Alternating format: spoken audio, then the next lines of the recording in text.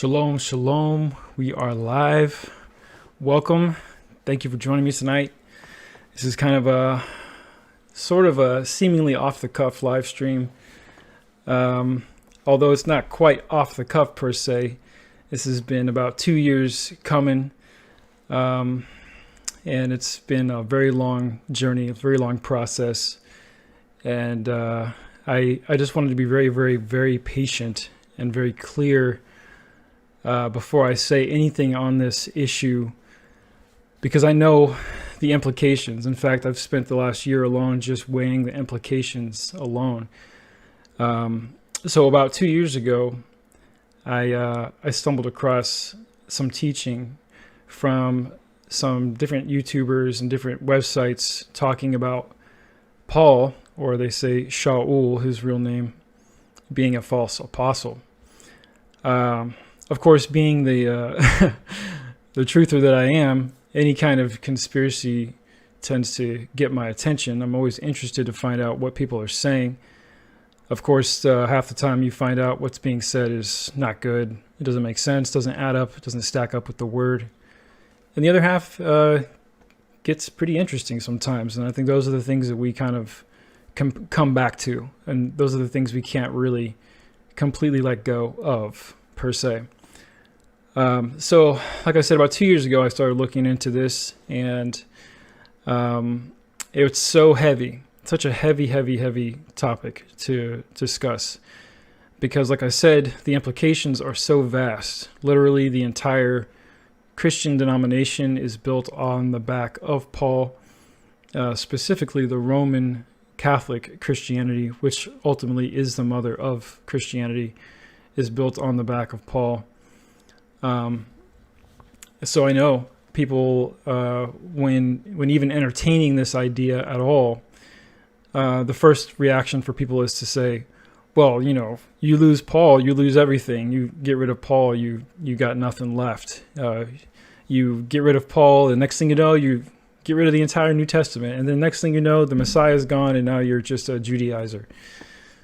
And so I wanted to know if that's true before speaking about this at all. So about a year ago, we actually conducted a study group, me and a couple brothers who I'm going to leave nameless for now. And we dove into this. I put this question forward. I told them this is something that I've been looking at for about a year at that point. And I wanted to get some objective feedback from brothers who I trust and I care about. And I know they're brothers who will tell me if I'm crazy here, or if I'm losing my mind or missing something. And so about a year ago, we did a really deep study on this. And the result of that was a 45-page document that has become lovingly known as the Paul document in our very small circle of those who have discussed this. And again, even though that document came to some very interesting conclusions, I still didn't want to just come out and start talking about this, because again, I needed to know what's left, what happens, what really happens if you remove Paul. Is it possible to remove Paul, and does it matter? I needed to really prayerfully consider what that means, what will happen, you know. So that's what I've been doing for the last year. I've been studying the books that remain, and I've been studying Paul. And just to make it clear, I'll come out in the front and just tell you this is not a trick. This is not clickbait. You know, the scriptures tell us it's folly and shame to answer a matter before you hear it out. And so I have to ask you, brothers and sisters, in Messiah, Yahusha, the Son of the Most High, to hear this out and to prayerfully consider it and to test this. Paul himself actually said that the Bereans were more noble than others because they tested everything he said against the scriptures. And so that, my friends, is what we have been doing and what I have been doing for quite some time as well. So according to Paul's own advice, he should be commending me for, or commending us rather, for testing what he says against the scriptures to see if it be true. So here we are. And I want to just tell you right up front that essentially you don't regardless of how you look at it, no matter who you are, if you're a dispensationalist, if you're a baby Christian, if you're an experienced Christian, if you're a Torah person, no matter who you are, you should be able to understand a very simple concept right up front that Paul is not required for salvation. Nothing he says is required for salvation, unless, of course, you are a full-blooded dispensationalist. Nothing Messiah said applies to you. Nothing the 12 apostles said applies to you. All that matters to you is what Paul said. If that's really your position, then you're going to have a very hard time with this. But even still, I would challenge you to humbly stick around for a little while and see if there's anything here. So that's my request to you before we even get started, is just to be patient, be humble, be patient with me. I'm not perfect. And, I want to be, I strive to be, and praise Yah, we know what standard we are judging that off of because of his word, his Tanakh, his prophets, and his 12 apostles. So here's what I'm going to do. I didn't make a script. I have some really in-depth notes. That's a combination of notes that I made, a close friend of mine made, and then I also have a bullet point list here that I'm going to kind of be going off of, and then I'll be pulling up some new tabs to show you some stuff that we're reading and looking at as we go through here. But I just want to start off by saying I've my whole life I've been told, I was in the Christian church my whole life, as you guys know my testimony, of course, that Paul is so eloquent and so articulate and such a wonderful, wonderful teacher and speaker. And I have to start off by saying I completely disagree with that. Coming from someone who actually was trained to be a formal instructor, going to formal instruction courses, and of course being an instructor on different levels for the Marine Corps, for combat tactics, for machine gun and machine gun gunnery, for business, and of course now for the last 2.5 years for Christian Truthers.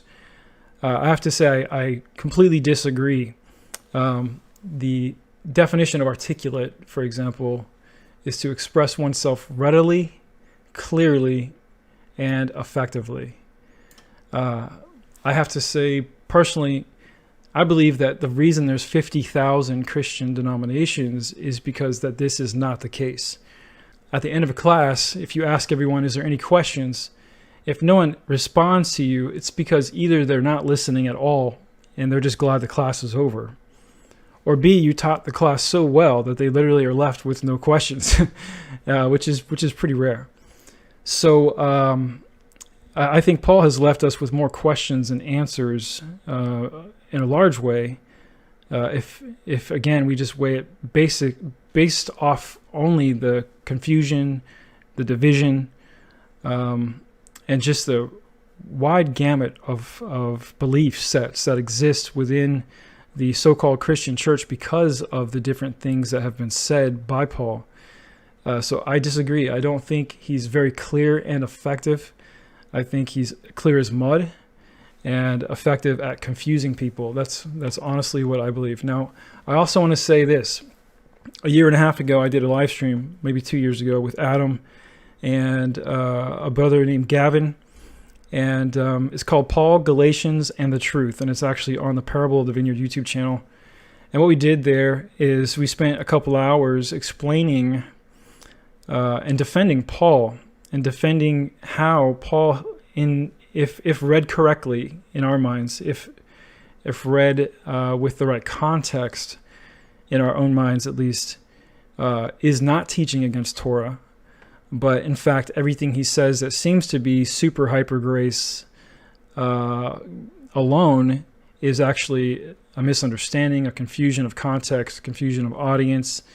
And so we spoke for hours about all the reasons why it can't be possible that Paul was antinomian and against the law, right?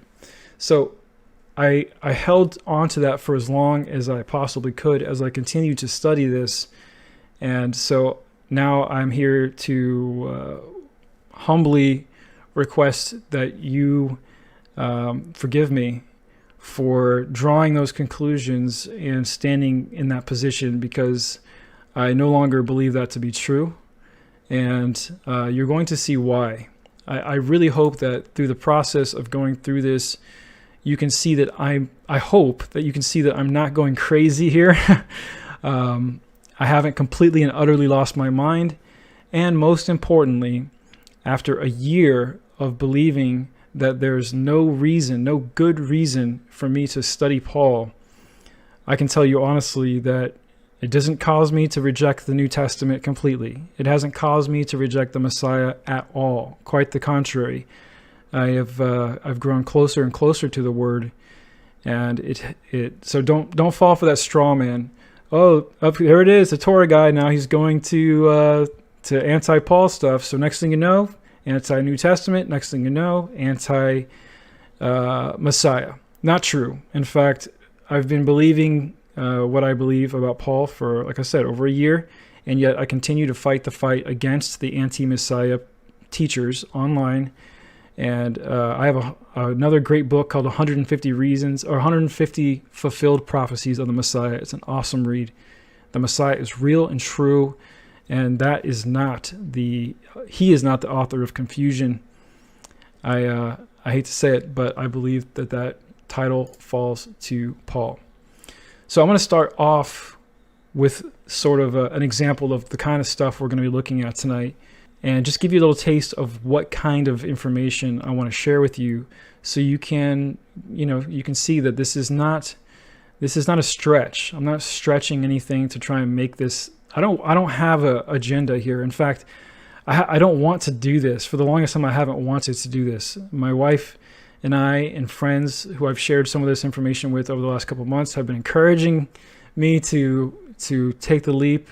And in one sense, I want to do what's right and what's true, no matter what it costs me, even if it costs me all of my subscribers, and even if I'm public enemy number one. I want to serve in that way.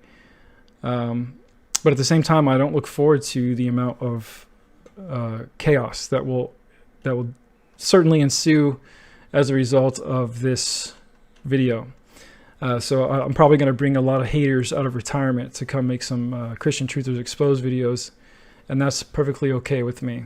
So I'm not going to actually start on number one. I want to start with some really interesting stuff from 2 Timothy. And of course, I want to read you this verse also before I jump in here. It's Habakkuk 2:1-3. It says, "I will take my stand at my watchpost and station myself on the tower and look out to see what he will say to me and what I will answer concerning my complaint. And Yahuwah answered me, write the vision, make it plain on the tablets, so he may run who reads it. For still the vision awaits its appointed time. It hastens to the end. It will not lie. If it seems slow, wait for it. It will surely come. It will not delay." Amen. And what interesting timing. But this is what a good teacher does, brothers and sisters. And you might not put me into that category. And honestly, that's okay. But this is what a good teacher does, is he makes things plain on the tablets so that he who reads it may understand and run. Amen.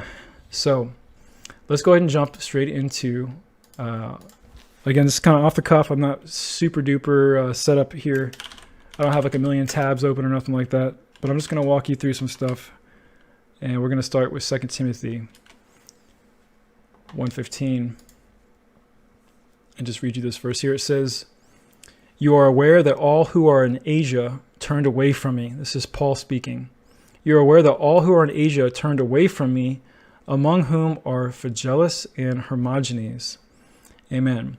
Okay, so why is it significant that everyone in Asia turned away from Paul? He mentions this 2 times, that everyone in Asia turned away from him. Let's take a look and see why that's relevant. If we look at the book of Revelation, chapter 1, verse 4. I'm just doing ESV for ease of use. It's easy to read. Of course, no version is perfect. So feel free to jump into the Greek and Hebrew on this stuff. And please test all of this. Please, please, please, please do. I've had several brothers test this with me, for me. And yeah. Revelation 1:4 says, "Greeting to the 7 churches. John, to the 7 churches that are in Asia." This is the churches, this is the area that Paul said rejected him and kicked him out. "Grace to you and peace from him who is and who was and who is to come, and from the 7 spirits who are before his throne." Let's move forward. I'm going to go ahead and pull up the whole chapter here, actually, because I think we need a little bit more of this. 1:11. "Write what you see in a book and send it to the 7 churches, to Ephesus, to Smyrna, to Pergamum, and to Thyatira, and to Sardis, and to Philadelphia, and to Laodicea." All right. And then 1:20. It says, "As for the mystery of the 7 stars that you saw in my right hand, and for the 7 golden lampstands, the 7 stars are the angels of the 7 churches, and the 7 lampstands are the 7 churches." Okay, you're going to start to see why this is important here. The 7 churches that are written that are being addressed in the book of Revelation are all in Asia. All the churches were, according to Revelation, genuine churches who are following the Messiah. Some better than others, as we see. Some are blessed and some are given some correction here. But one thing that they all seem to have in common is that they rejected Paul, because Paul is very clear that all those in Asia had turned against him. Further, the verse in 2 Timothy said, "This you know." So this suggests that this was not hidden or uncommon knowledge. I just want to point out something very specific here. Acts 19:1. Let's keep moving here. I'm trying not to belabor this. I'm trying to make this as smooth and simple as possible. But again, I didn't write out a script this time. I just got my notes, and I want to just start walking through it with you. Okay. Paul in Ephesus. This is the church in Ephesus, right? "And it happened that while Apollos was in Corinth, Paul passed through the inland country and came to Ephesus. There he found some disciples." All right, now let's go to 19. You'll see what all this adds up to here in just a second. It's not rocket science. It's just, I want to give you some context here. "And Paul entered the synagogue and for 3 months spoke boldly, reasoning and persuading them about the kingdom of Yah.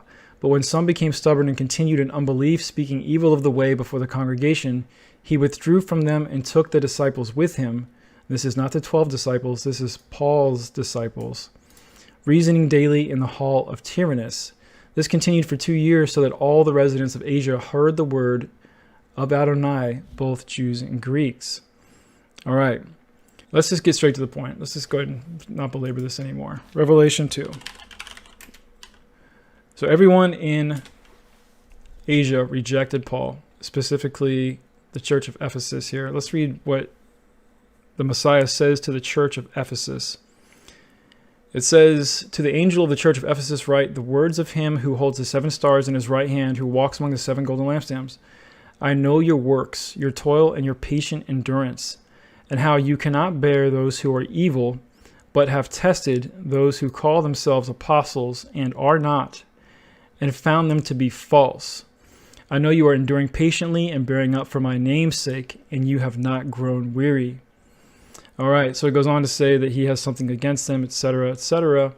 But most importantly, it says that they tested those who call themselves apostles but are false. They are not apostles. So this is the church in Asia where Paul was kicked out of specifically, and this church is being basically given accolades for kicking out false apostles. So my question is, who is that false apostle if not Paul himself? This is just one of the many types of arguments that we find against Paul, whether it be historical or doctrinal or contradictive type speech, things like that. We're going to get into more here. You know what? Yeah, we'll go ahead and jump into this too. Well, there's another really important one here. Let's go to 1 Corinthians 8. Food offered to idols. This is a big deal. We might as well just leave Revelation open, right? We're going to need that again. 1 Corinthians chapter 8. Let's read this. Verse 4. This is Paul speaking to the Corinthians. Therefore, as to the eating of food offered to idols, we know that an idol has no real existence, and that there is no Elohim but one. For although there may be so-called gods in heaven or on earth, as indeed there are many, quote, gods and many, quote, lords, yet for us there is one God, the Father, in whom all things and for whom we exist, and one Adonai, Yahushua HaMashiach. Of course, Paul actually is speaking about Jesus Christ, so I might as well say that, through whom all things and through whom we exist. However, not all possess this knowledge, but some, through former association with idols, eat food as really offered to an idol, and their conscience being weak, and this is a thread we're going to notice too, that you follow your conscience instead of the Torah. This is Stoicism. This is like follow your heart type stuff. Their conscience being weak is defiled. Food will not commend us to Elohim.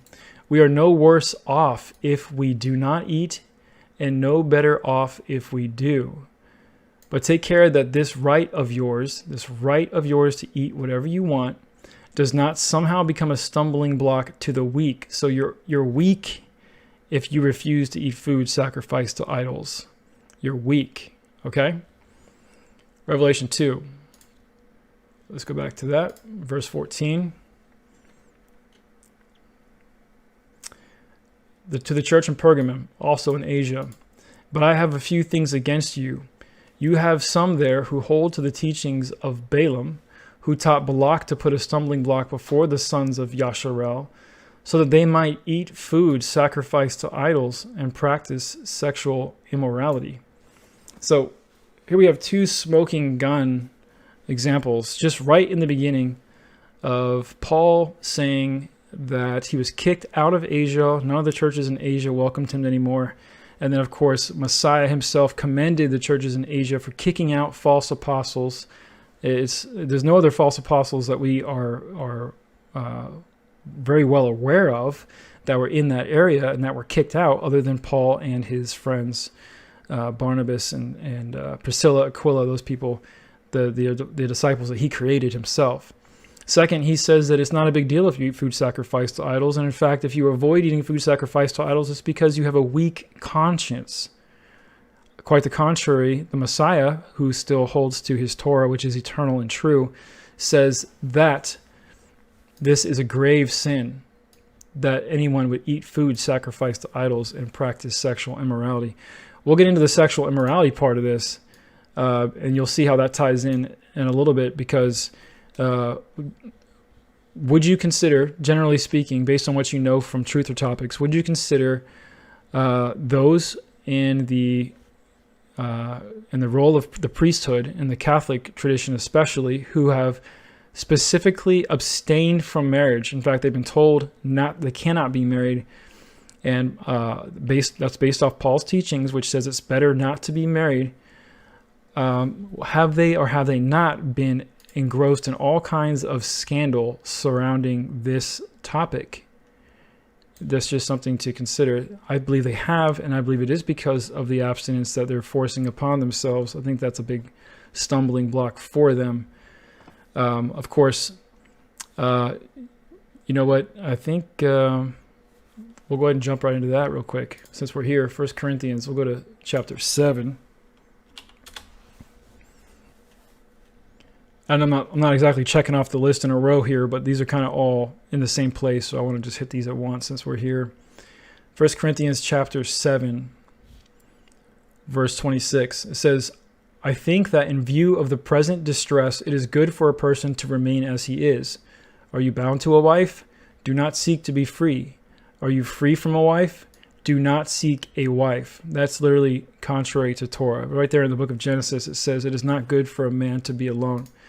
But if you do marry, you have not sinned, and if a betrothed woman marries, she has not sinned. Yet those who marry will have worldly troubles. He's saying, it's really not good to get married. You're going to have a lot of trouble getting married, and I would spare you that. This is what I mean, brothers. The appointed time has grown very short. From now on, let those who have wives live as though they had none. So ignore your wife? I'm not really sure what that's supposed to mean. And those who mourn as though they were not mourning, and those who rejoice as though they were not rejoicing, and those who buy as though they had no goods, etc., etc. Of course, in another place, Paul says that he himself is single, and he wishes that everyone would be single like him. Again, that is completely contrary to Torah. In fact, not only is it in Genesis, but it also, I don't have the verse off the top of my head. I'll have to pull it up in a little while. It says that when you're in Babylon, to get married, to plant gardens, and to become established in Babylon while you're there. That, of course, goes along with, again, the teachings of the Torah. It's not good for a man to be alone, and it is a blessing to have a wife, a great blessing. So why is Paul encouraging people to not get married? And does that contribute to the sexual immorality we see in the Catholic Church and other churches where they think it's best for people to not get married? I think it is a contributing factor. All right, so let's go ahead. That's just a little bit of a little taste of what we're looking at here tonight. Let me go ahead and I'm going to go back to the top of my list here and pull my notes up, and we'll keep moving forward. It looks like the chat is blowing up. I'm just to be straight with you guys, I'm not going to be monitoring the chat too much because I know there's going to be a lot of craziness in there, a lot of questions, maybe even some angry people. Moderators, if you are not down with this and you really don't feel comfortable moderating this stream, I completely understand. I'm not mad at you. In fact, I'm expecting to probably lose half of my subscribers as a result of this.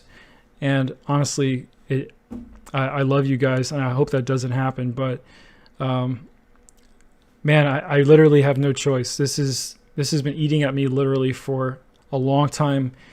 And what a perfect time to do it too. For me, tomorrow is the last day of unleavened bread. And it's a Shabbat for us as well. And so what a great way to really apply that, at least in my mind, to remove the leaven of the Pharisees, who Paul, by the way, boasted that he is the Phariseest of most of the Pharisees.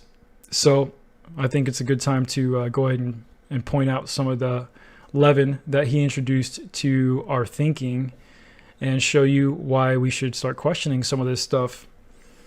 Okay, so Paul's testimony of his conversion is inconsistent at best and has very close resemblance to the conversion of Joseph Smith and Muhammad. So just so you know, there are, I believe, 3 different times Paul tells the story about his conversion, or the story of Paul's conversion is told. And in each of those, there is a different version of exactly how many people were there. Did they get blinded? Did they get deaf? Did people hear things? Did people not hear things? Every version literally is different. On top of that, he saw a bright light, a bright blinding light.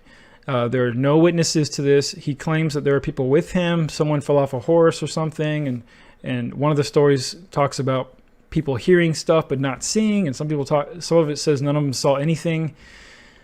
The point is, that's the same thing that happened with Joseph Smith. He saw an angel in the woods. He was by himself the first time. This angel gave him divine inspiration, divine revelation, told him he is a new apostle.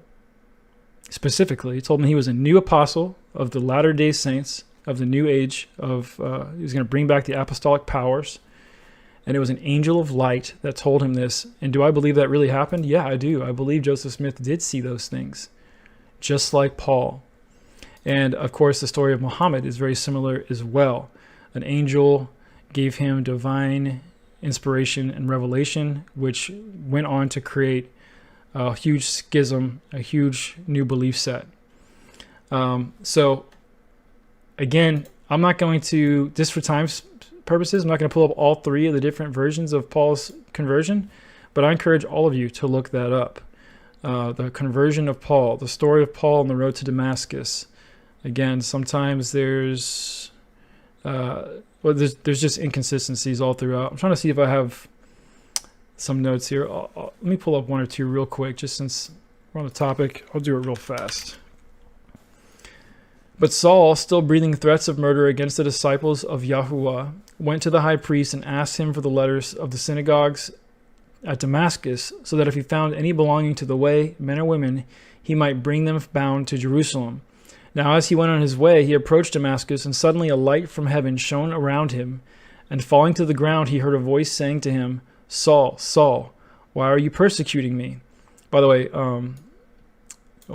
point number 2 is that people think that Paul's name was changed from Saul to Paul, similar to Abraham and Sarah and things like that. But that's not the case. He just stopped calling himself Saul and started calling himself Paul with no real explanation as to why. Why are you persecuting me? And he said, who are you, Adonai? And he said, I am Jesus, whom you are persecuting. But rise and enter the city, and you will be told what you are to do. The men who were traveling with him stood speechless, hearing the voice but seeing no one. So here's some of those details that just don't add up with the other accounts.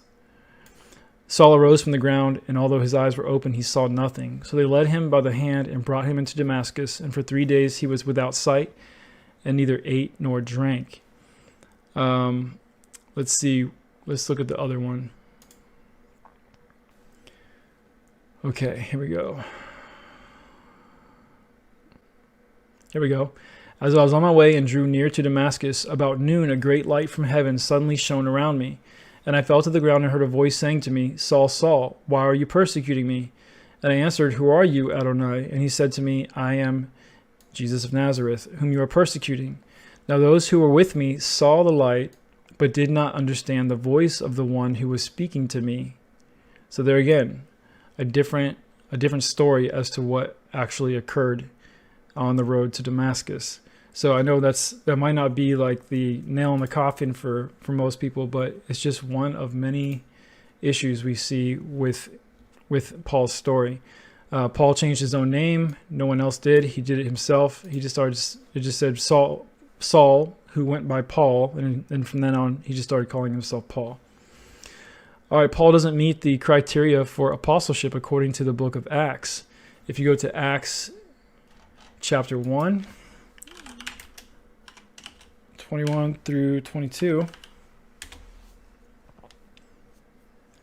it gives some of the criteria for being an apostle. And one of them was so that they had accompanied Messiah during his life.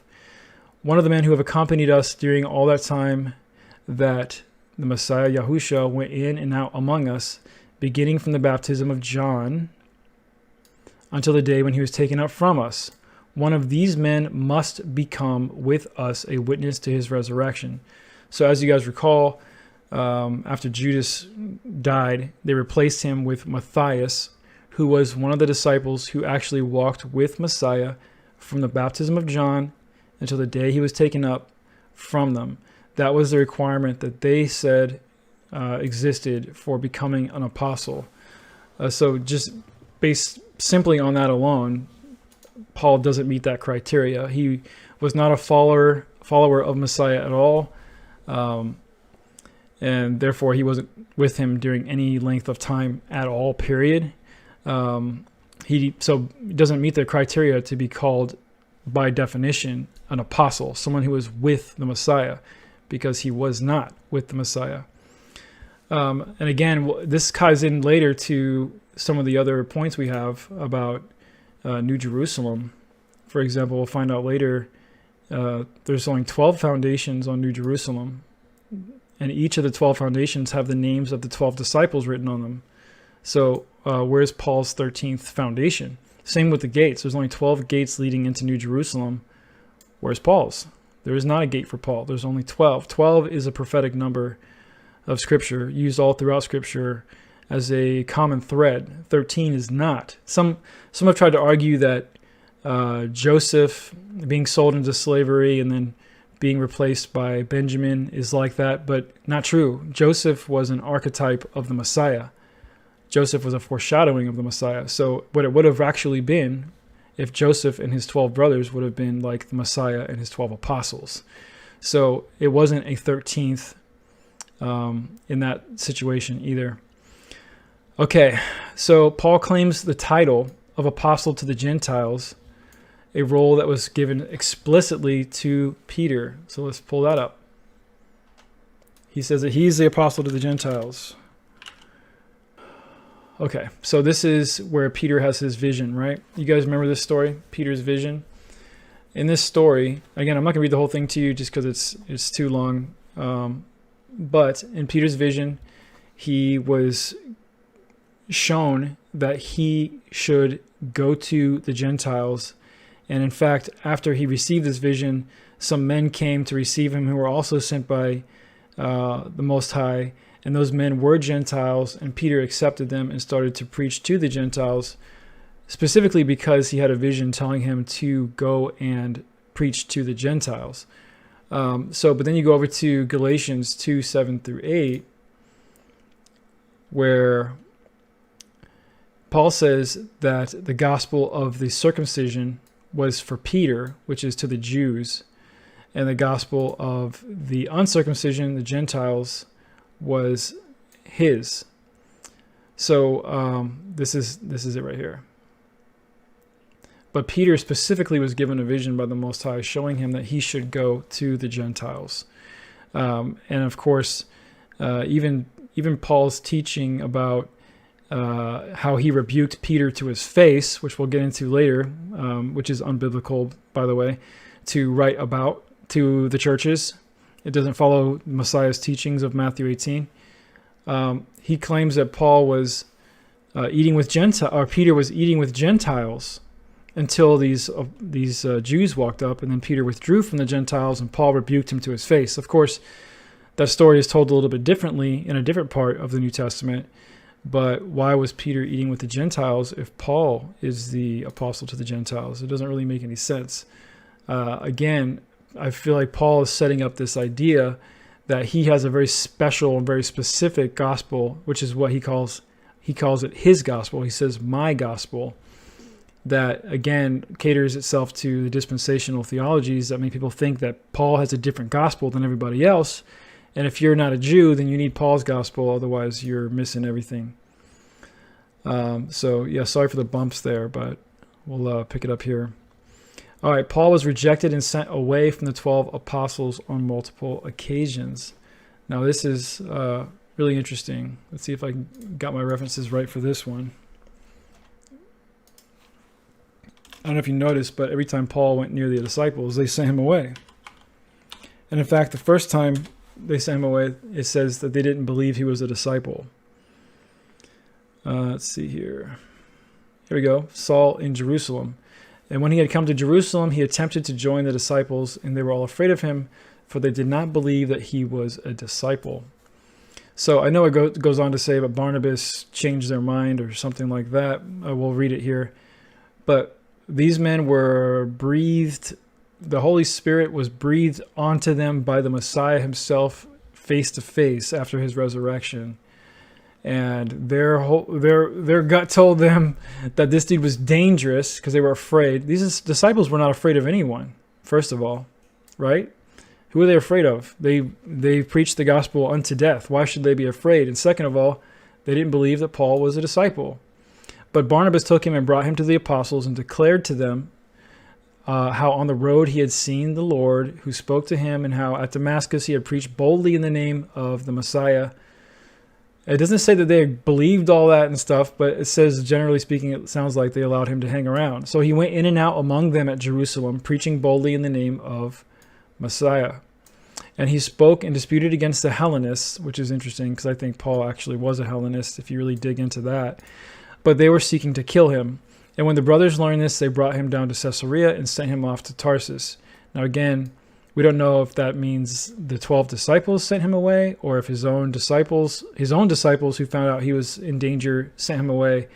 It's not really clarified. But essentially, he went to go join them. They didn't want him to join him, and then he was sent away.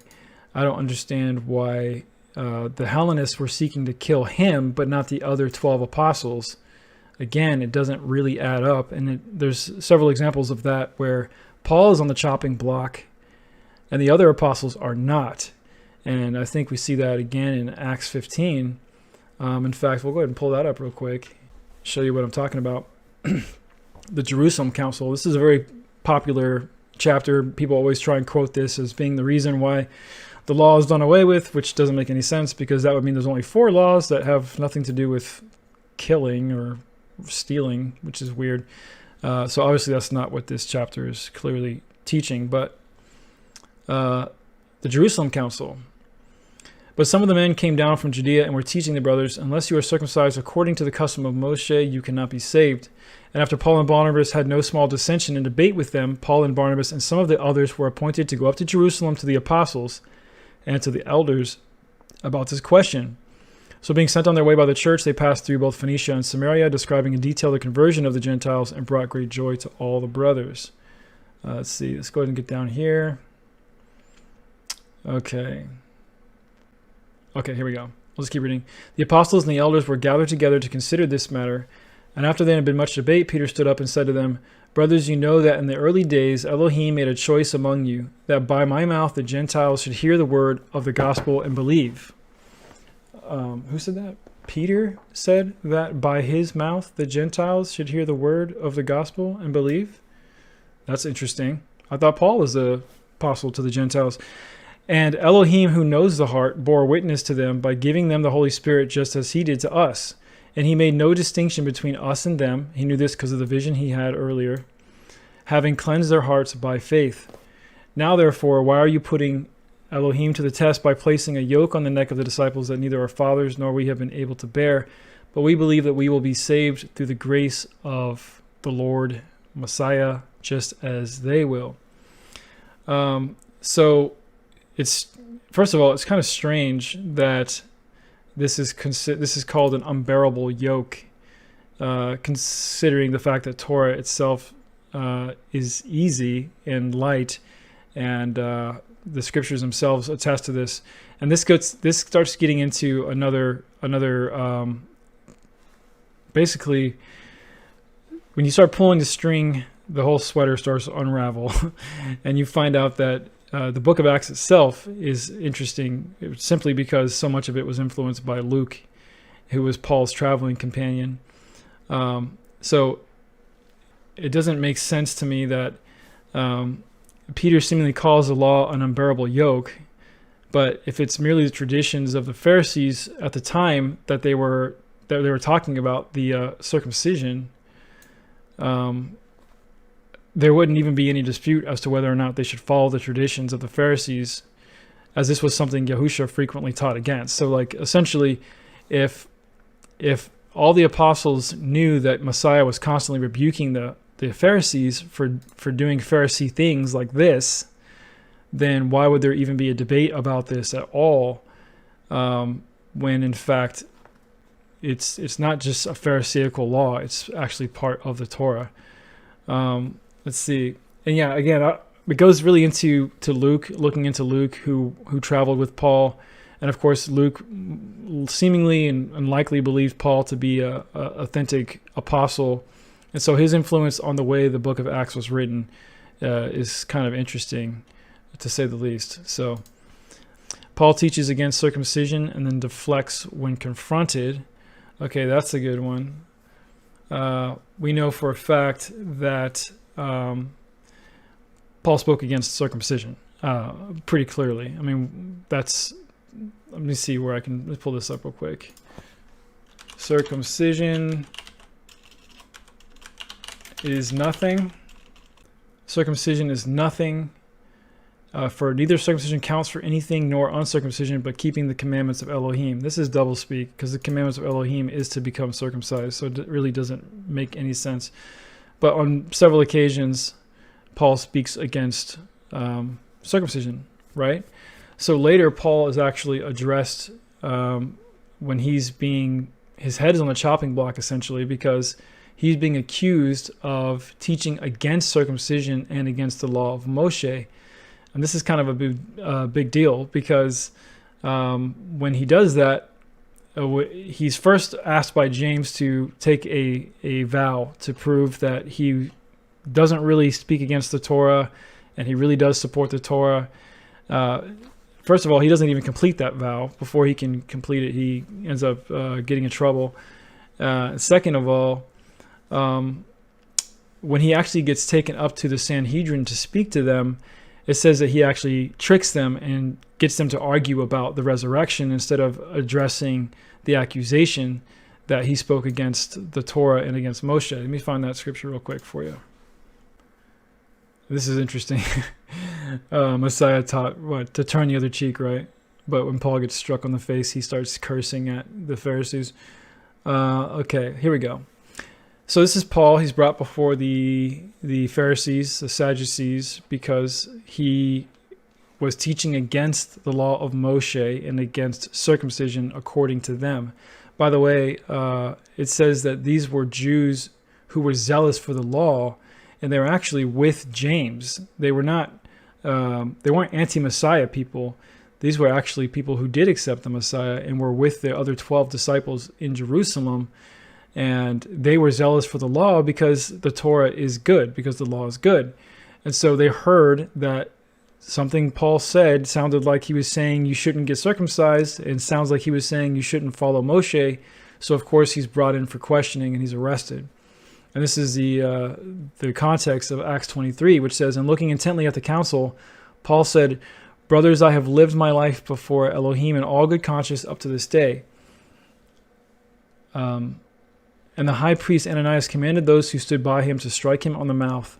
And then Paul said to him, 'God is going to strike you, you whitewashed wall. Are you sitting to judge me according to the law, and yet contrary to the law you order me to be struck?' Those who stood by said, 'Would you revile Elohim's high priest?' And Paul said, 'I did not know, brothers, that he was the high priest. For it is written, you shall not speak evil of a ruler of your people.'" Congratulations, Paul. You quoted that. But his natural reaction, of course, is to lash out and to curse him and say, "God's going to strike you for what you did to me." And of course, he doesn't know that's the high priest. Very interesting that he doesn't know that's the high priest. Now, when Paul perceived that one part of the Sadducees and the other Pharisees, so this is Paul realizing like he can make a way out of this. He can escape. He cried out in the council, "Brothers, I am a Pharisee, a son of Pharisees. It is with respect to the hope and to the resurrection of the dead that I am on trial." So he's saying, you guys got me on trial here because of what I teach about resurrection. And when he said this, a dissension arose between the Pharisees and the Sadducees, and the assembly was divided. So let's just pause real quick. This is a blatant lie, okay? He's saying that he was arrested because of the resurrection, and that is why he's on trial. That's not true. That is not why he's arrested. He was arrested for speaking against circumcision and the law of Moshe. This is a clear lie. He lied. And in order to avoid persecution, in order to avoid going to jail, he lied and created dissension so that he could basically get away from this situation. So I don't really know how you can argue around this. This is a really big problem. This is not the behavior of the Messiah and his disciples. Certainly not the behavior of Matthew 5. Anyway, we'll move on from there for now. But you can see what I'm saying. He's lying. It's not true. He teaches against circumcision, and then he deflects when he's confronted. He doesn't answer the question to the Pharisees. If Paul's such a bold apostle who's not afraid and all this stuff, then why didn't he just tell the Pharisees, "Look, this is what Messiah has shown me. He's shown me that that circumcision means nothing anymore, and it doesn't matter." No, he doesn't do that. He just changes the subject and lies about why he's there in order to escape. That's not righteous. That's not holy. That's a lie. And again, if you look at the context of all this, and again, please look into this more. Read the whole context of all these things. I'm just trying to get through as many of these as I can tonight. You'll see that he was on trial because he was teaching against circumcision and Moshe.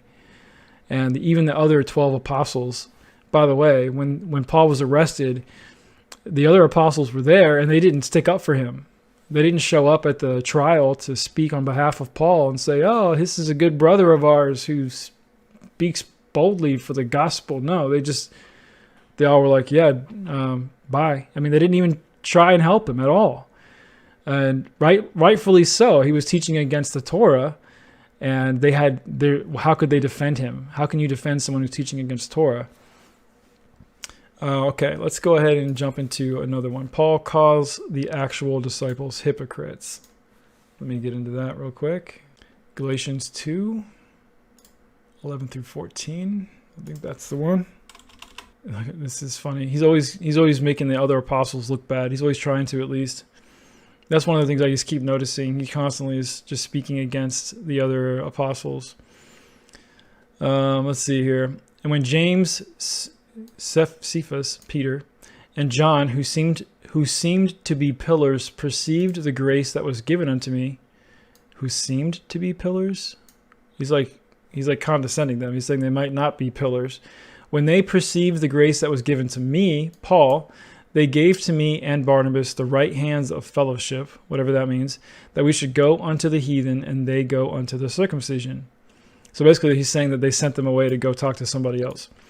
Only they would that we should remember the poor, the same which I also was forward to do. But when Peter was come to Antioch, I withstood him to his face, because he was to be blamed. Okay, let's pause right here. This is a letter to the Galatians, a public letter to be read to the entire church at Galatia, where Paul is putting the rock, the Peter. Messiah said that he was going to build the church off of this man. Paul's putting him on blast and trying to make him look bad. Like, no Matthew 18 for this guy, right? Let's just yell at Peter to his face and then tell everyone about it in a letter. I withstood him to his face because he was to be blamed. For before that certain came from James, he did eat with the Gentiles. But when they were come, he withdrew and separated himself, fearing them which were of the circumcision. So he's saying he was afraid of the Pharisees, Peter was. And we're going to look at another perspective on the same exact story in the New Testament. It tells the same story, and it has a different ending, if you guys remember that one. And the other Jews dissembled likewise with him, insomuch that Barnabas also was carried away with their dissimulation, which means he's saying that they even deceived Barnabas because of just the confusion that Peter was causing. Terrible, terrible guy Peter was, apparently. But when I saw that they walked not uprightly according to the truth of the gospel, this is what Paul is saying about the 12 apostles who were breathed onto by Messiah himself to receive the Holy Spirit and to be the 12 foundations of New Jerusalem. He's saying they don't walk uprightly. I said unto Peter before them all, if thou, being a Jew, livest after the manner of the Gentiles, and not as the Jews, why compellest thou the Gentiles to live as the Jews? So he's saying, if you're a Jew, but you're going to eat with the Gentiles, why are you going to tell the Gentiles, why would you encourage the Gentiles to live like a Jew? So he's accusing Peter of encouraging the Gentiles to live like a Jew. Well, that would be a good thing if the Jews were keeping the Torah and had the faith of the Messiah. So I'm not sure what the problem there is. We who are Jews by nature and not sinners of the Gentiles. Okay, knowing that a man is not justified by works of the law, but by the faith of blah, blah, blah, blah. And of course, James 2 directly contradicts this. We'll get into that in a little while as well. Let's go ahead and find the other story of Peter. Okay. So here we have Peter who's explaining how he was eating with the Gentiles, just same as the other story we just read over here, right? Same story from Paul's point of view here, and now from this point of view. It says, now the apostles and the brothers who were throughout Judea heard that the Gentiles also had received the word of Elohim. So when Peter went up to Jerusalem, the circumcision party criticized him, saying, you went to uncircumcised men and ate with them. Sound familiar? You went and ate with uncircumcised men? Well, according to Paul, when the Jews showed up, he withdrew and separated himself, fearing them, because Paul's just a hypocrite, right? He's not walking in righteousness according to Paul. He withdrew and separated himself according to Paul. Well, let's see what Acts 11 says. You went to uncircumcised men and ate with them, but Peter began and explained it to them in order. He tells them about his vision. I was in the city of Joppa praying, and in a trance I saw a vision, something like a great sheet descending, being let down from heaven by its four corners, and it came down to me. Looking at it closely, I observed animals and beasts of prey and reptiles and birds of the air. And I heard a voice saying to me, rise, Peter, kill and eat. But I said, by no means, Elohim, for nothing common or unclean has ever entered my mouth. By the way, this is like 20 or 30 years after Messiah ascended. Peter's saying he still has never eaten anything unclean. That's interesting, right? Probably because you're not supposed to. But the voice answered me a second time from heaven and said, what Elohim has made clean, do not call common. So many Christians will say, oh, this is about now you can eat whatever you want to. Not so. He explains it right here. This happened 3 times and was all drawn up again into heaven. And behold, at that very moment, 3 men arrived at the house in which we were, sent to me from Caesarea. And the Spirit told me to go with them, making no distinction between Gentiles and Jews. These 6 brothers also accompanied me, and we entered the man's house. And he told us how he had seen an angel stand in his house and say, send to Joppa and bring Simon, who is called Peter. He will declare to you a message by which you will be saved, you and all your household. As I began to speak, the Holy Spirit fell on them just as it did on us at the beginning. Remember, the first believers were Jews. I think 5,000 Jews were recorded to believe in the Messiah. They were the first ones to receive the gospel. So he's telling these Jews, hey, he's telling these Pharisees up here, the circumcision party, that the Holy Spirit fell on them just like it did for us. And I remembered the word of Yahuwah, how he said, John baptized with water, but you will baptize with the Holy Spirit. You will be baptized with the Holy Spirit. If then Elohim gave the same gift to them as he gave to us when we believed in Adonai Yahushua HaMashiach, who was I that I could stand in Elohim's way?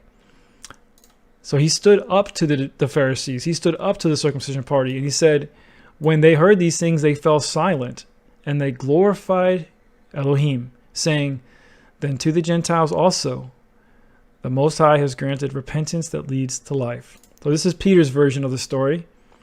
They were mad. They were like, hey, why are you eating with these Gentiles? And he said, oh, I told them the story about my vision and what Yahuwah had showed me. And I explained it to them, and they got it. They were like, oh, okay, great. So be it. Then the Gentiles are clean. That's a complete contradiction of what Paul said happened. Paul said he withdrew from them and he was scared of the circumcision party and all this stuff. Oh my goodness. It just goes on and on and on. The more I read, the crazier it gets. Okay. Let's see. The only source of Paul's confirmation, 2 Peter, wasn't written by Peter. Okay, this is a big one. Most people don't realize this. People go, well, is there any other apostle in the scriptures that confirms Paul as an apostle? Like any other books? Someone's got to be in there somewhere saying that something about Paul, right? Well, there's only one place that Paul is mentioned as a so-called apostle, and that is in the book of 2 Peter, where actually, if you dive into 2 Peter, you'll find out that most scholars agree that Peter didn't write 2 Peter. And please study it out. Look it up. Don't go look for the answer you want. Go look for the truth. Look at every side of this conversation, and you'll see this has been a hot debate for a long time. Objective scholars who aren't interested in proving or disproving anything about Paul or Peter, they just, generally speaking, say this isn't the same literary style. This is not Peter's writing. This doesn't go along with the way Peter speaks and writes and Peter's education level. Suddenly it goes from 1 Peter, Peter's writing, and it sounds like Peter. And then suddenly 2 Peter doesn't sound like Peter anymore. It sounds like something else. So that's the only place we can find a confirmation of Paul as an apostle by another apostle. Just so happens to be at the end of 2 Peter. And it says, and count the patience of our Adonai as salvation, just as our beloved brother Paul also wrote to you according to the wisdom giving him, as he does in all his letters when he speaks in them of these matters. There are some things in them that are hard to understand. This goes back to this right here, right? Which the ignorant and unstable twist to their own destruction, as they do with the other scriptures. Okay, so first of all, if this is authentically written by Peter, he's saying, warning, this dude's hard to understand. But second of all, again, I'm going to look it up real quick. Who wrote 2 Peter? I'm just going to DuckDuckGo and see what happens. Let's see. We'll go with the one that most likely will say Peter did. Okay, there has been much debate over the authorship of 2 Peter. Most conservative evangelicals hold to the traditional view that Peter was the author, but historical and literary critics have almost unanimously concluded that to be impossible, or ununanimously. For example, blah, blah, blah. So just dive into this. Start reading. Don't read the first thing you find. Read everything you can find about who wrote 2 Peter, and you'll see that no one agrees. No one agrees that 2 Peter was written by Peter, and in fact, they almost didn't include it in the canon, in the New Testament at all. So if that's the only source we have for somebody else saying that Paul was a legitimate apostle, well, it's not a very good one. That's for sure. Not a very solid one. Just being direct with you guys. Okay, let's see. Paul calls himself an apostle 20 of the 22 times that it's mentioned. The only other time was 2 Peter, which was not written by Peter, and by Luke, Paul's traveling companion. So 22 times the New Testament says somewhere, Paul the apostle, or I, Paul the apostle, etc., etc. 20 of those times Paul is saying it about himself. One of those times comes from 2 Peter, which we just demonstrated is not the best confirmation. And the other one was by Luke, who was Paul's buddy and traveled with him. So again, no third-party confirmations here, especially from the other disciples or anyone that we can truly look to and trust. Like, it's pretty shady that he continues to call himself an apostle over and over again, but nobody else seems to do that. Paul didn't obey the Messiah's Matthew teachings. So, I mean, that doesn't take much to figure out. Paul is constantly, we saw earlier how he cursed the high priest, didn't realize he was a high priest, and cursed him, and then lied to get away with it. And when he got slapped, he got angry and yelled at them. And this is the opposite of what the Messiah taught. Messiah taught us to rejoice when you're persecuted. Blessed are you when others revile you and persecute you and utter all kinds of evil against you falsely on my account. Rejoice and be glad, for your reward is great in heaven, for so they persecuted the prophets who were before you. Blessed are the meek. Blessed are the poor in spirit. Right? Oh, man. So, again, it doesn't really add up. Paul's attitude and behavior doesn't add up to the teachings of Messiah. This is just one example. If you really read all the Messiah's teachings, which I'm sure many of you already have, you'll see that Messiah's approach to dealing with conflict is nothing like Paul's at all. Paul boasted incessantly, of course. I don't even know where to start with that. Did I put any notes aside for that one? Let's see here. Well, I don't have a note set aside for that one, but we're going to see that as we go through some more examples. We're going to see the kind of boasting we're talking about here. But he boasts in multiple places that the gospel he preached was his own gospel. He calls it my gospel. Let me see. I got another note down here somewhere for that. We'll go ahead and touch on that right now. So let's start with Galatians. It's funny. He's concerned that these churches are turning to a different gospel. Well, again, if you look at the churches in Asia who rejected him completely and threw him out, they did turn to a different gospel because they weren't feeling all that lawlessness. Okay, here we go. For I would have you know, brothers, that the gospel that was preached by me is not man's gospel. For I did not receive it from any man, nor was I taught it, but I received it through a revelation of Messiah. For you have heard of my former life in Judaism, how I persecuted the church of Elohim violently and tried to destroy it, and I was advancing in Judaism beyond many of my own age. Of course you were, because you're awesome. You're awesome at everything, Paul. I was advancing in Judaism beyond many of my own age among my people. So extremely zealous was I for the traditions of my fathers.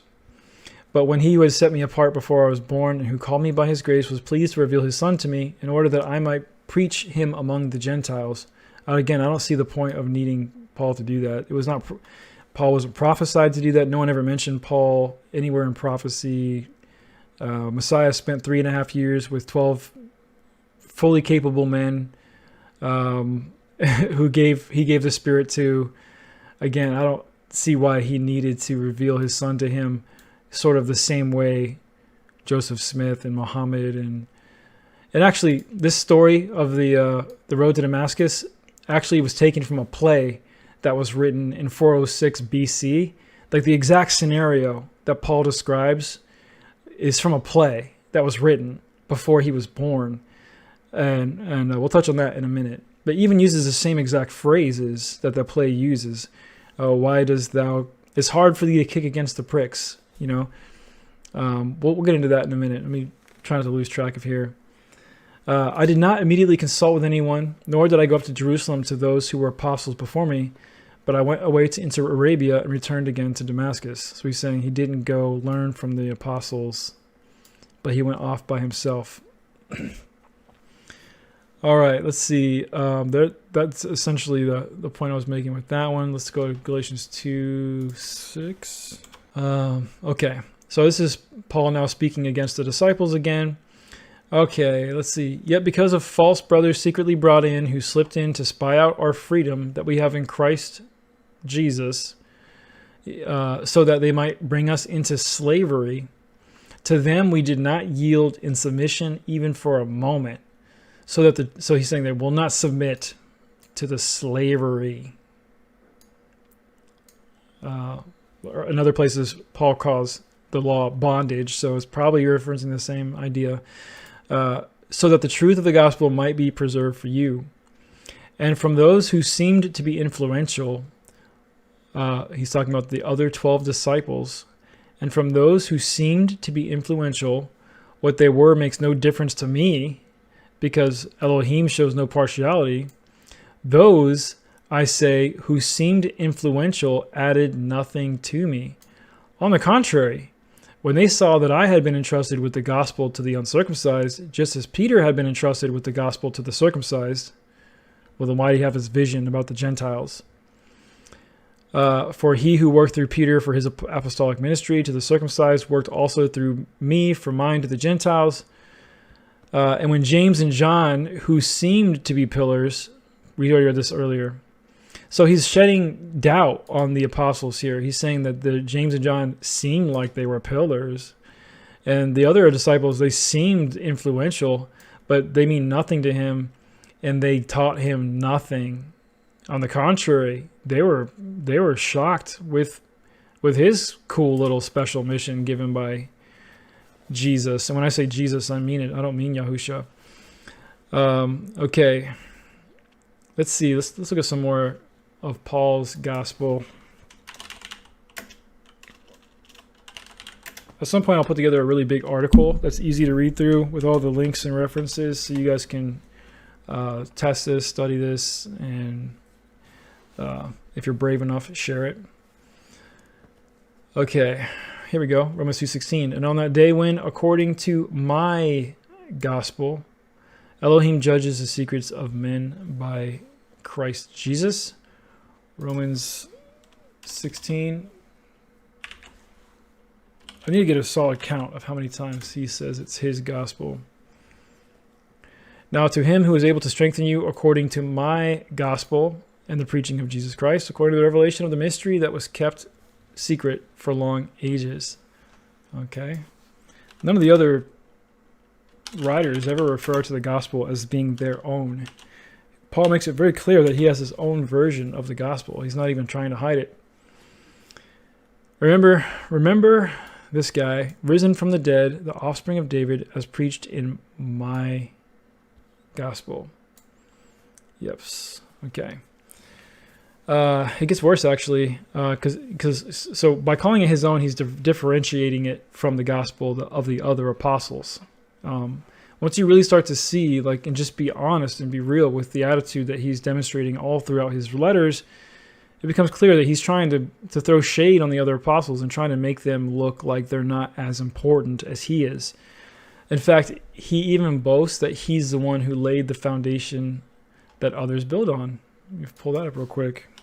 According to the grace of Most High given to me, like a skilled master builder, I laid a foundation, and someone else is building upon it. Let each one take care how he builds upon it. So Paul lays a foundation. Paul, not Messiah, not Yahuwah. Paul is building a foundation. Interesting, he uses the word master builder, since that's what Masons call themselves. Very interesting.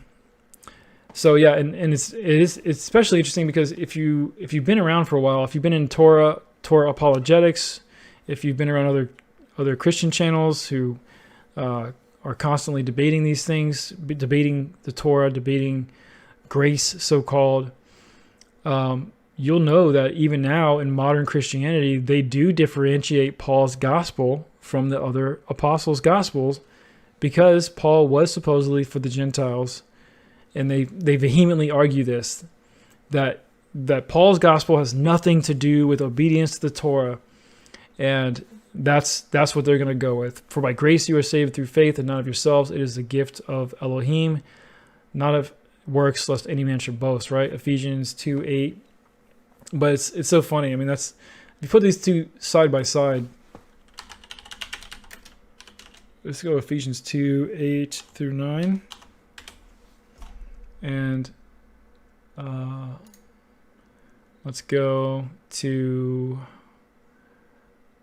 James 2. And so what dispensationalists will do is they'll say, oh, well, James was written to the Jews and Ephesians was written to the Gentiles.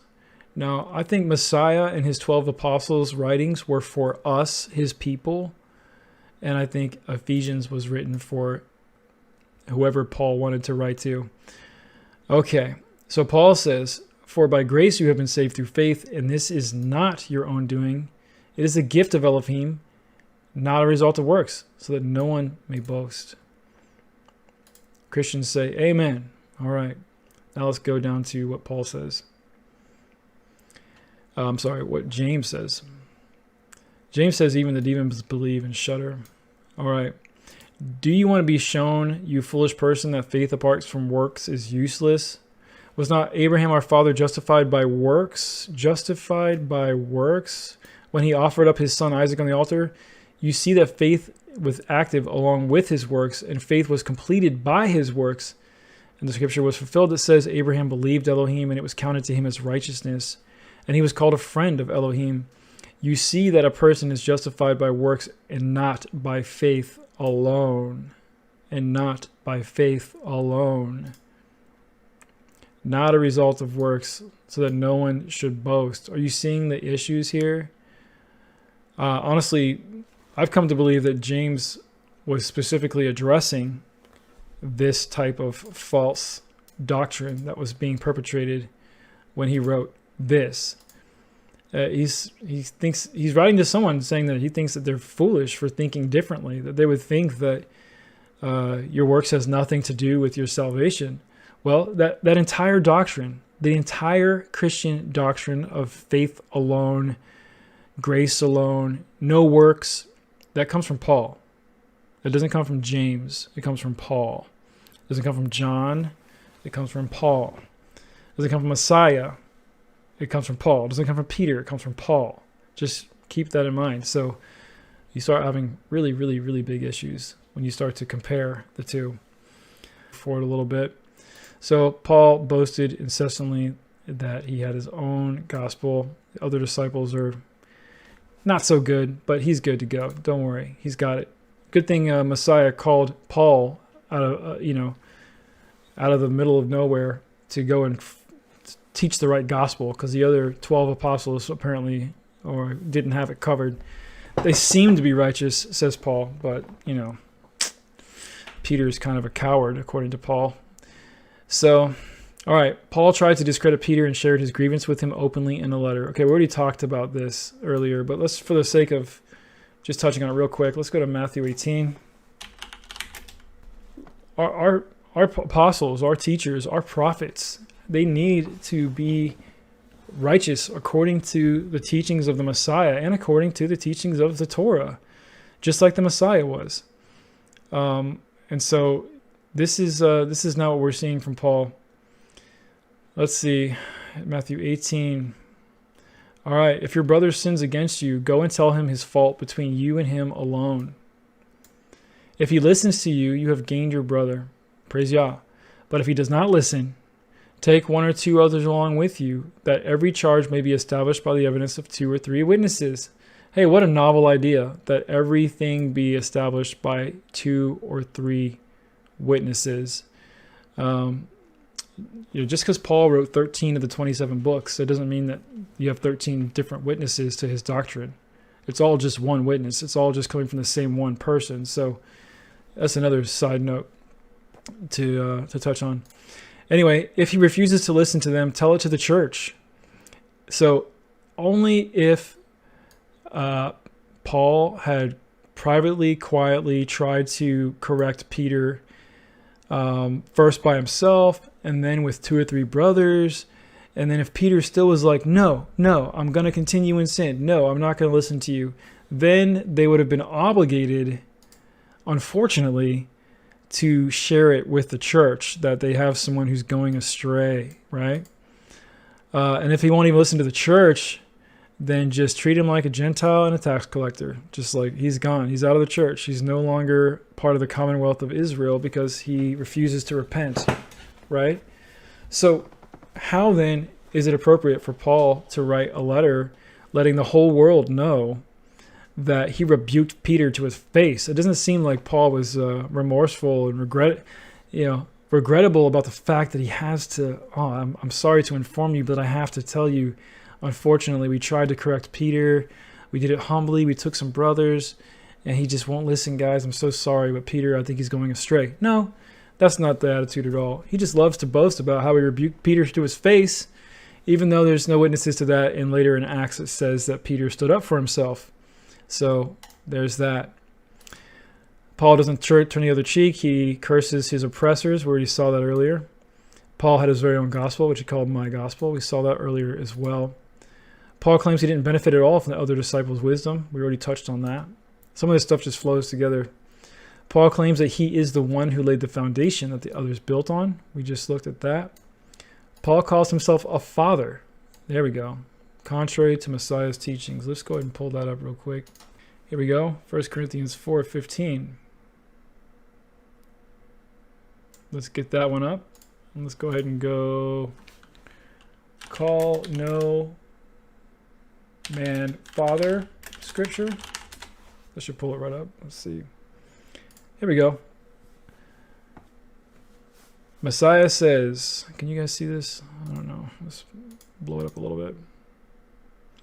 Messiah says, and do not call anyone on earth father, for you have one Father, and he is in heaven. 1 Corinthians 4:15. Paul says, for though you have countless guides in Christ, you do not have many fathers. For I became your father in Christ Jesus through the gospel. I'm surprised it's not my gospel right there. So where do you think we get this idea? Again, Roman Catholic Christianity in general, just the word Christianity. I try and separate Catholic Christianity from Protestant Christianity, but ultimately there's so much, just Christianity in general has so many issues, I don't even know where to begin. Now, for those of you who may have never listened to any of my videos before, know that I trust the scriptures, the Old Testament, the prophets, the Apocrypha, and all the New Testament writings of the actual apostles and the Messiah, who I believe did, in fact, come and live a life sinless according to Torah and resurrect for our salvation and to offer us a way to have access to the Most High as our high priest. I believe all of that. But it's the Christians who stumble with things like this, and it really begins, again, with Roman Catholicism. Father, call no man father, according to Matthew, the Messiah. Okay, Paul was incapable of casting out his demon and was the only apostle with this issue. You guys know about this, right? Thorn in Paul's side, right? I don't know why. I've got questions. That's funny. Let's see if we can just go straight to it. So this is 2 Corinthians. Again, if you want more context, read all of chapter 12 here. But let's just get to the meat of it. For those of you who already know what's going on here, Paul was being tormented by a demon. And he says, so to keep me from becoming conceited, because he asked Yah supposedly, he asked Yah to take away this demon that's plaguing him, this thorn in his side. And it said to keep me from becoming conceited because of surpassing greatness of the revelations. Paul's revelations were so great and so amazing that it would have been tempting for Paul to be conceited. So in order to keep Paul from becoming conceited, a thorn was given him in the flesh, a messenger of Satan. By the way, the word messenger here in the Greek actually is angel of Satan, to harass me and to keep me from becoming conceited. Okay, cool. Well, all the other apostles cast out demons like it was no problem, like it was nothing. The Messiah gave them power over an authority over demons, and they cast them out like all the time. So I think it's just kind of an interesting thing that this demon was following Paul around and he couldn't get rid of it. Okay, Paul lied to the Sanhedrin when confronted with allegations of teaching against the law and circumcision. We already talked about that earlier. Paul repeatedly tries to assure people that he's not lying. Let's go to Romans 9:1. I know some of this stuff seems like you might think, oh, that's not a big deal. Oh, you're really just looking for stuff now. You're just trying to make him look bad all the time and taking things out of context or whatever. A year ago, I would have agreed with you. I'd have been like, yeah, but we can kind of explain this and we can kind of forgive this. And Paul just, he just was like aggressive. He wasn't like evil, right? But when you start to let all this stuff really add up and just think objectively about it and about the amount of confusion and division he's caused, you start to stop giving him excuses. I don't know why everyone wants to give Paul all these excuses. I guess because he's convinced you that he's a special apostle with a special gospel of his own, and that, you have to believe that. But of course, you don't have to believe that. There's nothing in Scripture that says you have to believe that, except, of course, the letters of Paul himself. Nobody else tells you have. No one else anywhere in Scripture ever. The Tanakh, prophets, Old Testament, New Testament, nowhere tells you have to believe anything Paul says. So before you just explode and freak out and just, oh, I've gone heretical now, based on what definition? What definition of heresy are we looking at here? Because I follow the Messiah, and I follow his Torah, and I follow his apostles as closely as I possibly can. And I have no reason, I have no need to listen to this confusing liar who is Paul. Okay, Paul, Romans 9:1. I am speaking the truth in Christ. I am not lying. My conscience bears me witness in the Holy Spirit that I have great sorrow and unceasing anguish in my heart. Okay, so I'm not going to go into this too much because this is a whole another topic. But this idea, my conscience bears witness in the Spirit. I mean, how many people do you know that are just like, oh my, they just follow their conscience. They follow, oh, the Spirit told me, this, the Spirit told me that, and they're just following their heart all the time. When the instructions for what we should do and shouldn't do are very clearly written throughout the Word. We don't need to just like our conscience. He's saying my conscience agrees with me. Therefore, I'm not lying. That doesn't mean anything. I'm not lying, guys, because when I say what I'm saying, I feel good about it, so it must be true. No, it doesn't make any sense, Paul. All right, let's go to another one. Because what kind of a person would be constantly telling you over and over again, I'm not lying, I'm not lying, I'm not lying? None of the other apostles do that. The God and Father of the Lord Jesus, again, I believe the Messiah is Yahushua HaMashiach, but I think this is his Messiah, Lord Jesus. He who is blessed forever knows that I'm not lying. I'm not lying, guys. Why do you guys always think I'm lying all the time? Galatians 1:20. And what I'm writing to you before God, I do not lie. Please believe me, people. I'm not lying. Right. For this I was appointed a preacher and an apostle. Here's where he calls himself one of the 20 times he does. I am telling the truth. I am not lying. A teacher of the Gentiles in faith and in truth. Right. When my kids start telling me they're not lying over and over and over again, it makes me start wondering if they are. or not necessarily my kids, but just people in general. Okay, so let's go back to our list. Paul lied to the Sanhedrin. We saw that for a fact because they said, you're here for circumcision. I'm teaching against Moses. And he's like, nuh-uh, I'm here because of the resurrection. Lies.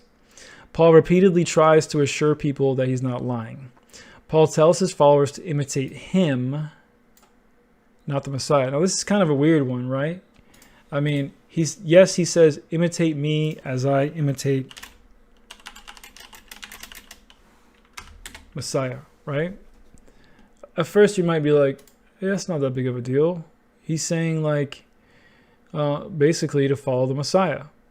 But why didn't he just say follow the Messiah? Why doesn't he just say imitate? Why doesn't he just say imitate Messiah? Why is he saying imitate me?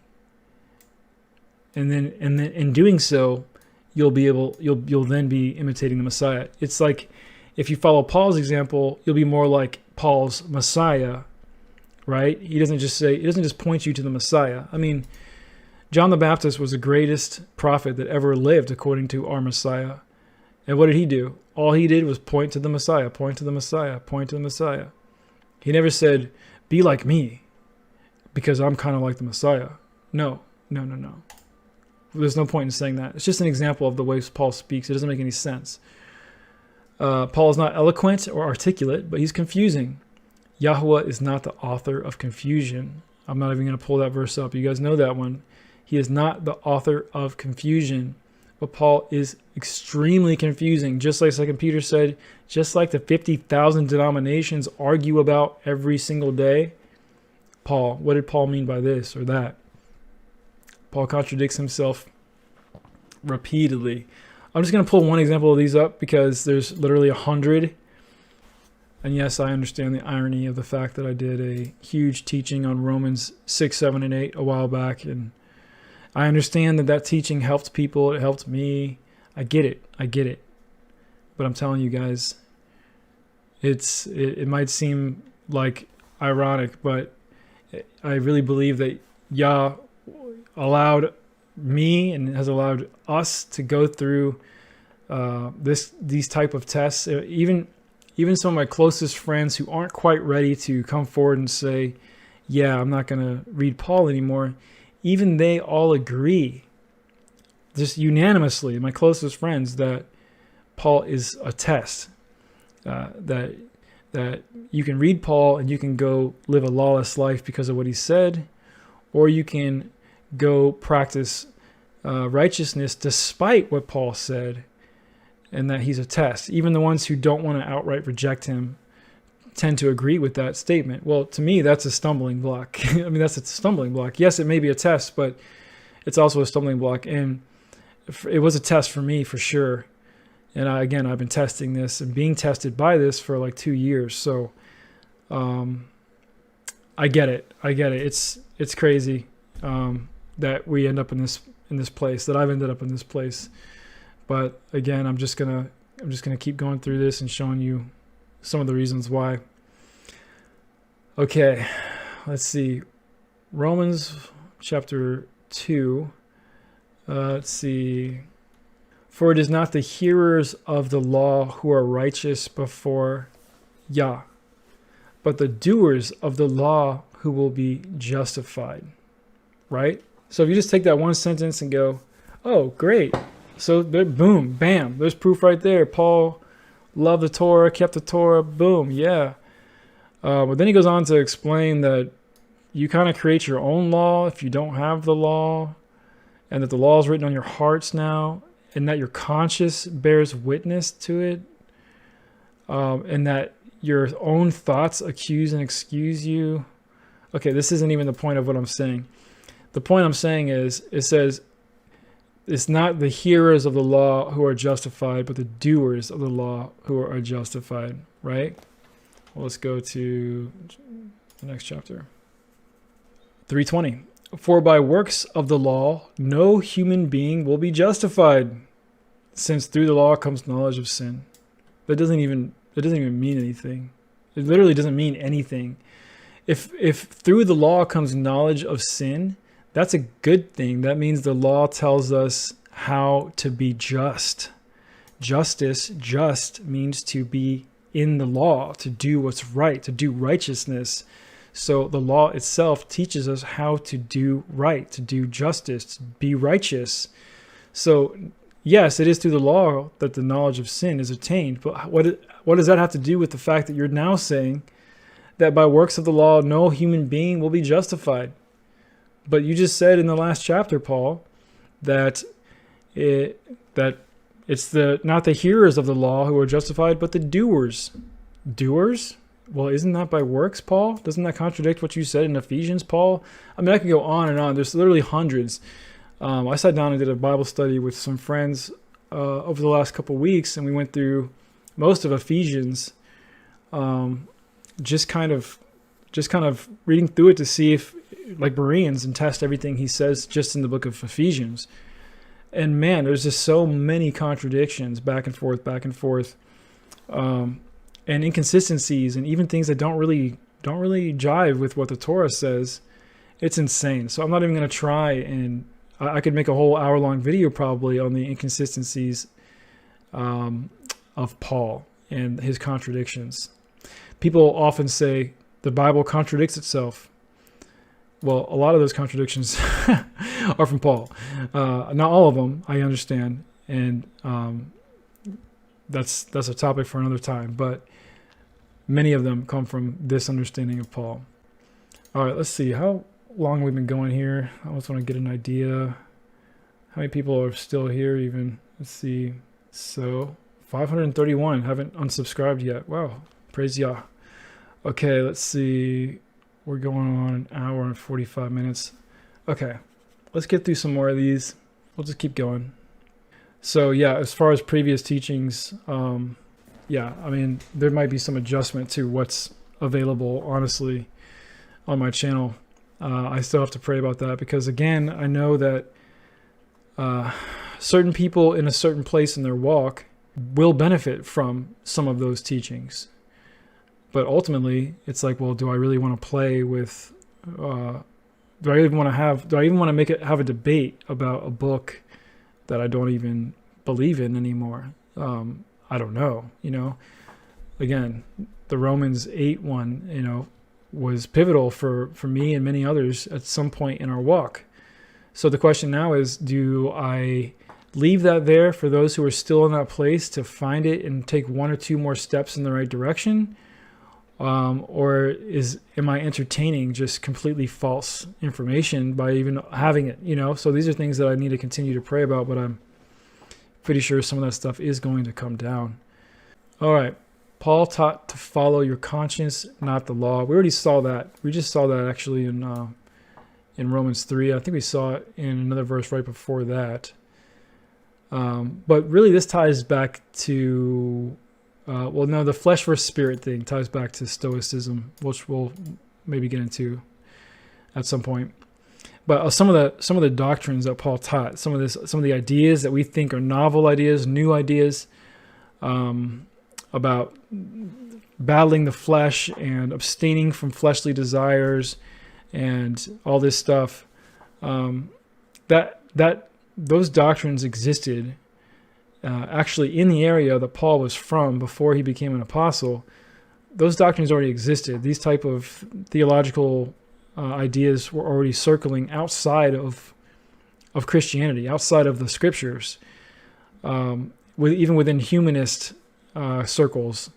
And again, that's where we get into, like I said earlier, I think that Paul was very closely tied to Hellenists, and even the Herodians, as one of my close friends pointed out. But these ideas are not new. Before we close tonight, regardless of how far I get, I do want to touch on that play that Paul straight ripped off his conversion story from, that was written in 406 BC. And we'll touch on that. Just give you something to leave you thinking about. But, okay. So Paul says that the law justifies, then he says that it doesn't in the next chapter. I guess that kind of, I already pointed that out. Paul added to and took away from the word in stereotypical Pharisee fashion. Okay, so why do I say this? What does Messiah say over and over again about the Pharisees?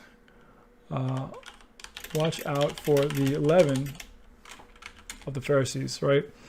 He rebukes them constantly for adding to the Torah and taking away from the Torah. And the additions they make to the Torah, he calls leaven. These are doctrines and rules that he didn't make, that he and his father did not make. They are not in Torah.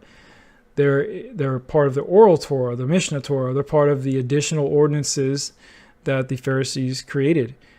For example, when Messiah was eating with his disciples and they didn't wash their hands before they ate, and some Pharisees came and were yelling at him like, hey, why are you guys eating with dirty hands? Don't you guys know the rules? And Messiah yells at them, or he answers back to them and says, you guys are like whitewashed tombs. You know, in vain do you keep these ordinances. You actually nullify the commandments of Yah by making for doctrine the commandments of men. And he says then, like, hey, look, no matter what I eat with my dirty hands, it's not going to defile me. It's just going to go through me and come out the other end. But you are defiled by the things that you say. And so he kind of answers back to them and says, look, you're the ones that are being defiled because of your attitude and your heart towards me and towards us.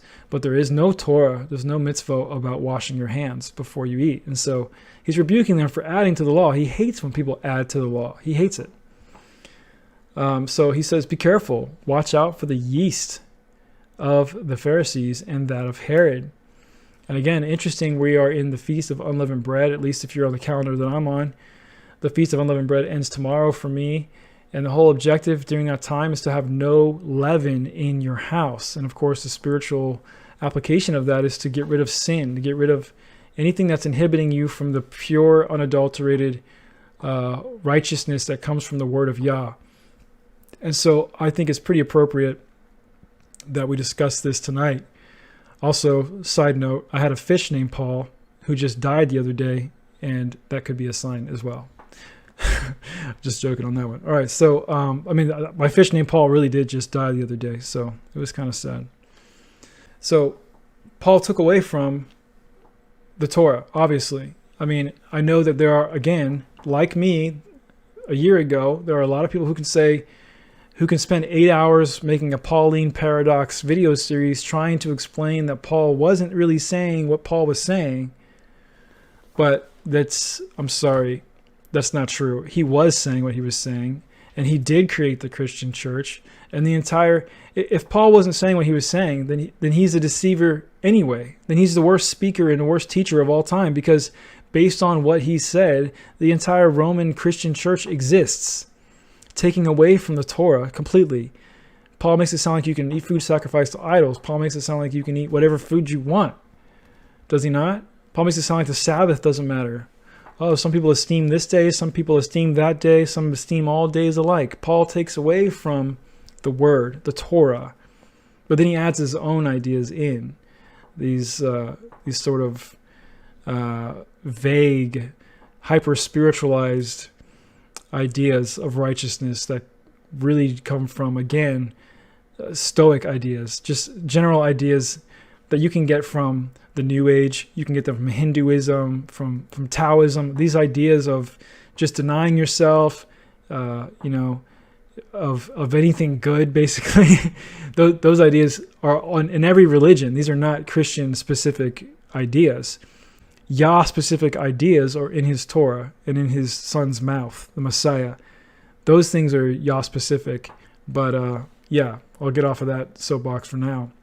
Again, I really feel like I could do a half an hour to hour video on each of these things. And again, please just take what I'm telling you and go look into it yourself. Look deeper. Pray about it. Of course, because man, there's so much. I put together this list of 50 things in just a couple hours today. Some of them off the top of my head, some from notes that I had in the past. It's just so much. Paul caused lawlessness among so many, it is added to him until this day. Again, that goes along with what I just said about taking away from the word in stereotypical Pharisee fashion. That's what Pharisees do. Paul says himself that he is a Pharisee of Pharisees, and his confusion caused 50,000 denominations to exist. I'll just do 2 more of these for now, and then I think we'll wrap up for now. It's getting kind of late. Paul doesn't pass the prophet test of Deuteronomy 13. Let's take a look at that. Okay, 13, 1 through 5 here. All right. If a prophet, this is from the Torah, if a prophet or dreamer of dreams arises among you and proclaims a sign or wonder to you, and if the sign or wonder he has spoken to you comes about, but he says, let us follow other gods which you have not known, and let us worship them, you must not listen to the words of that prophet or dreamer. For Yahuwah, your Elohim, is testing you to find out whether you love him with all your heart and with all your soul. So yes, he does test you. You are to follow Yahuwah, your Elohim, and fear him. Keep his commandments and listen to his voice. Serve him and hold fast to him. Such a prophet or dreamer must be put to death because he has advocated rebellion against Yahuwah, who brought you out of the land of Egypt and redeemed you from the house of slavery. So he took you out of slavery, he didn't put you into it. He has tried to turn you from the way in which Yahuwah, your Elohim, has commanded you to walk. So you must purge the evil from among you. This is a false prophet. Someone who turns you away from the commandments of Yahuwah is a false prophet and should be put to death, according to Deuteronomy 13. So I don't know if you're kind of making the connection there, but I can't help but agree that Paul doesn't pass this test, at least not in the way that he's interpreted in the simplest context, in the largest way applicable, that Paul does teach to go after a different Elohim, a different creator, a lawless one. He says that the commandments are a tradition, the null and void, essentially, nailed to the cross. So it says if a prophet is teaching you to disobey Yah's commandments and serve a different God, or to serve a God in ways that you haven't known, or serve him in ways that you haven't known, then he's a false prophet. So if Paul's indeed teaching the way that he is, that the law is done away with, and teaching people it's okay to break it, then he fails the Deuteronomy 13 test. It's really that simple. It's just that simple. False prophet. All right, Paul's doctrines cannot be confirmed by 2 or 3 witnesses. We talked about that earlier. But let me go ahead and show you something pertaining to this play. Okay. And yes, Paul admits he's full of guile, lies, and robbery in different verses. Let's see here. Here we go. So this is when one of Paul's examples of his conversion on the road to Damascus, he tells this story of how Messiah said something to him very interesting. And again, it's very interesting not only what he said, but the context in which it was spoken is a direct copy of a play. So let's read it real quick. Let's just go ahead and... This is, by the way, Pentecost is described differently in John 20 than it is in Acts. That's a different topic, so to speak. Okay. So Paul's on the road to Damascus, right? And he says, and when we were fallen to the earth, I heard a voice speaking unto me and saying in the Hebrew tongue, Saul, Saul, why persecutest thou me? It is hard for thee to kick against the pricks. Okay, so this literally is a direct quotation from a play by Euripides in 406 BCE. And I did look into this more, and it's legit. So in this play, I'll just give you the cliff notes here. And of course, you can pause this and read this if you'd like to. In this play, instead of it being Paul and Jesus, or Paul and Messiah, Yahusha, It's actually Dionysus, which is a false god, speaking to Pentheus, king of Thebes. And here's what it says on page 163. The really strange thing is that with both this guy and Euripides, we have the same familiar quotation in the same situation. In both cases, there was a conversation between a persecuted god and his persecutor. In the Bacchae, the persecuted god is Dionysus, and his persecutor is Pentheus, king of Thebes. Again, written in 406 BC. Just like Jesus, Dionysus calls his persecutor to account.